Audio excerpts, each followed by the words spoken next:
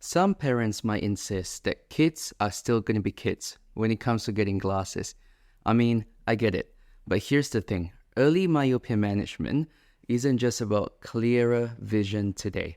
It's really about safeguarding their eye health and also their vision for tomorrow.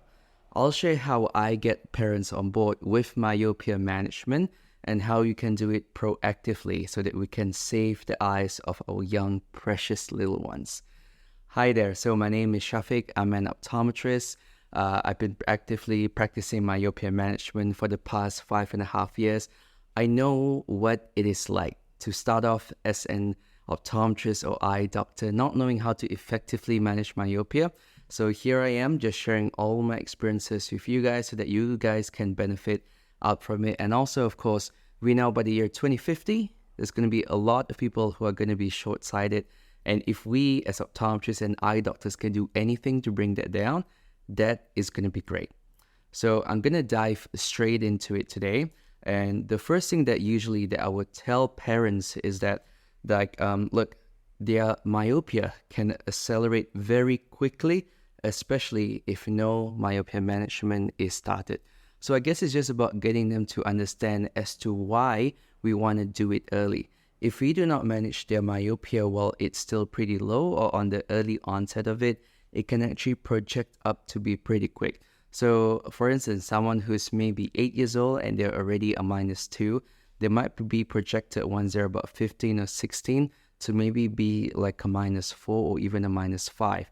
But hopefully with myopia management, we can bring it down to potentially maybe just a -3 by the time they're 15 or 16. So just trying to get parents to understand that, look, we're not here, to just sell you some fluff, but we really want to help you to help your kids so that when they grow up to be a bit older, their eye health is going to be okay overall. Now, secondly, is that because we want to keep their prescription for spectacles as low as possible. So we need to emphasize the desire to minimize the need for stronger prescription overall. If we are able to keep their prescription low, this is going to help them out in so much ways. Number one, in terms of them buying glasses itself, they do not need to go for what's called high index lenses. As you guys know, these lenses usually cost much more than normal glasses. So if we can help them out, in any way, even to save some money on their glasses, that's going to be great. And yes, I know contact lenses wise, it usually doesn't really matter how high you go in terms of the prescription. Unless it has astigmatism, the cost is usually about the same. But let's say if our patient here is someone who wears glasses and maybe every year or two need to get a new pair. Now, it is going to cost quite a bit if, let's say, they are like -6 diopters or 7 diopters of myopia compared to someone who's just a -150 or -2 diopters of myopia. And of course, this is not talking about like the lifestyle that they're going to lead. We know that someone who has lower myopia, they probably sometimes can get by without glasses from doing their day-to-day. But if they have a substantial amount of myopia, especially high myopia above -6 diopters, that is quite a bit. So we want to try to help them out as much as we can. Now, the third point I'm going to talk about is actually the potential future risks for things like retinal detachment, glaucoma, and also myopic maculopathy. Now, it goes without saying, we know that the risk for all these diseases or all this condition that I have mentioned does increase with the increasing myopia that someone has. So, while a child is still young, we want to try to manage it as much as possible. And trying to get parents to really understand this is actually really important because they just see their kids now wearing new sets of glasses, that's it. They don't see that their kids, once they grow up to be much older, that they might need, to have all these different treatments done. So for instance, if they have something like a retinal detachment, they have to go to the hospital to get it fixed. Do we really want that for our child? I mean, if it was my kid, I wouldn't want it. And I'm sure a lot of parents out there also do not want it. So it's on us as optometrists and eye doctors to be able to convey that clearly to our patients. Secondly, like glaucoma. Glaucoma is a condition that we know does affect peripheral vision. It does start from the periphery and it goes inside in more advanced stages. and that will result in a tunnel vision. We do not want anyone to be going through or having to have glaucoma and getting worse over time, because glaucoma is irreversible blindness. At least with retinal detachment, we know that they can go to get their eyes fixed in a way where if it's a detached retina, the ophthalmologist or the surgeon can basically patch it back on in a way. Even if there's like holes or tears, hopefully it's not too near to the macula, but it can be patched up. But we know that for glaucoma, it's irreversible blindness. Once someone has it, there's no way for them to get back that vision. So we want to be able to help our myopic patients to not get that. Next thing is the myopic maculopathy. Now, myopic maculopathy is basically just a degeneration that is caused on the macula due to myopia. And we know that in myopia, what happens is the eyeball is stretching. It's stretch and stretch as your prescription goes higher. The axial length of the eye is longer, and hence with the thinning of the retina, it can cause maculopathy on the macula itself. And this is not something that is good, because why? It can eventually affect their visual acuity, which is their VA, and it might drop from maybe 6.6 or 20/20 to maybe even like 6.9 or 20/30. So that is something that's not good. And of course, we want to be able to convey all this to parents so that they do understand. Hey guys, real quick, educating parents is one thing, but also we have to be able to effectively ask them questions about their kids in regards to myopia. So feel free to download my free myopia risk assessment toolkit. It is available on Instagram in the link in bio. Just click on the link and you'll be taking your first step to becoming a myopia management specialist. Now, the fourth thing I'm going to talk about is the impact on quality of life. I briefly touched about it just now, about how their daily activities, these kids, it will be affected. Now, parents always see that, their kids are still young. So at most, they're like in school, maybe on the weekends, or maybe, they do play soccer, basketball, swimming, and all this kind of things. But the thing is that the convenience of not needing to wear glasses all the time, especially when they're older, is huge. Now, when they're young, now parents see it as sports, okay? So if let's say their kids are active in sports, they definitely want their kids to be able to be a bit more mobile. And we know kids and glasses, running around with it, is not the best way. It's not the best way for them to be able to move around and navigate. I know for myself for a fact that back when I was in school, it was really hard for me to play basketball when I had my glasses. But because I did not use contact lenses back then, I only used glasses. I was sweating, and sometimes the glasses slip off my face. It goes down, goes up, the lenses itself. And there are more than a few times that the basketball itself did hit my face and bend my glasses out of shape. So these are all the things that happens when your kids are basically, or not your kids, but your patients' kids are basically going through on a day-to-day basis. So sports is definitely going to be challenging for them. Any kind of sports, not only basketball, but like the ones I mentioned, even like swimming. And for girls, if they're doing like gymnastics, that can also make it a bit more challenging.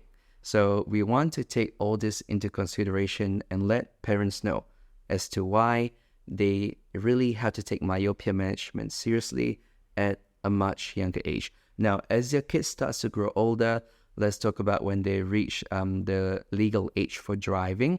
Here in Australia, by the time they're 16, they can learn to drive. Now, if they have low myopia, and we're talking about maybe minus 0.50 diopters or maybe minus 0.75 diopters, they might be able to get by without wearing glasses.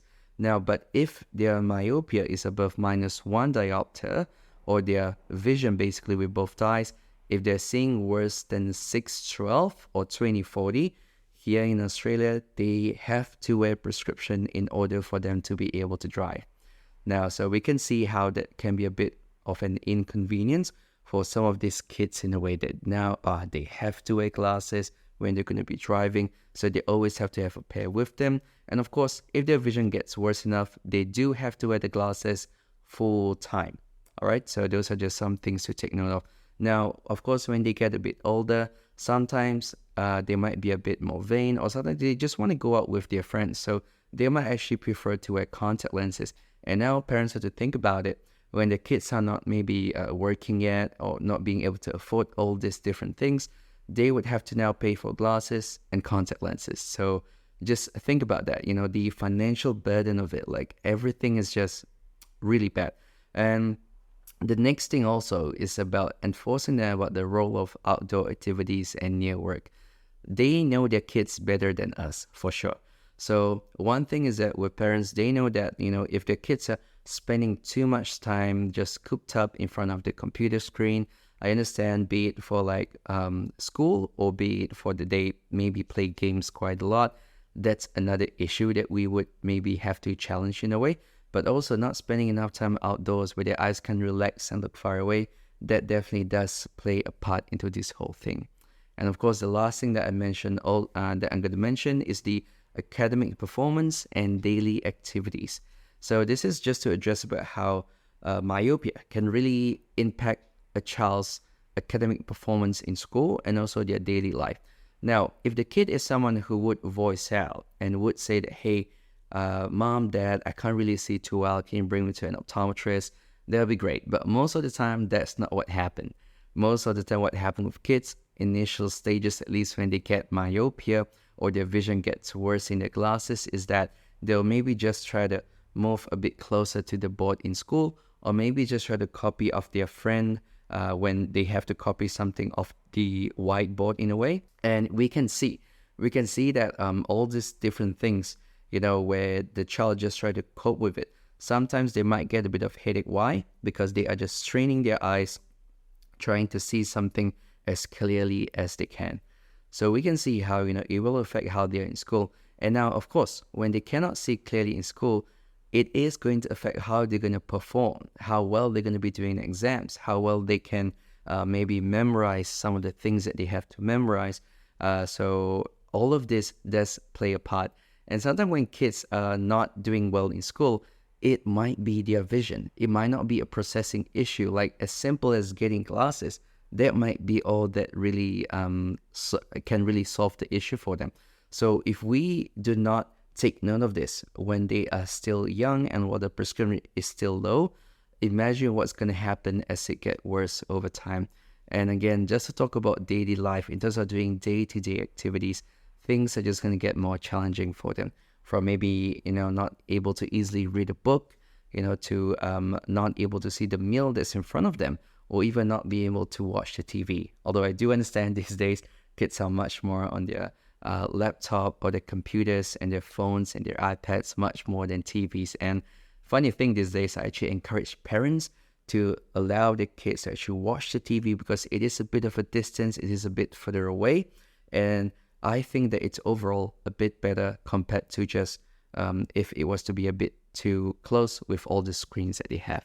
So those are what I would do personally when I talk to parents. I'll let them understand all these different points so that they will know and really take into consideration all these different things, and that so they will be able to give what's best for the kid, and also for us practitioners, eye doctors and optometrists, for us to be able to start myopia management as early as possible for our patient, if possible, on the first sign of myopia, or even if you can do anything preventative prior to that, to be able to advise our patient to spend more time outdoors and also to reduce time on screens or to take more regular breaks in between. I think we're doing our job very, very well.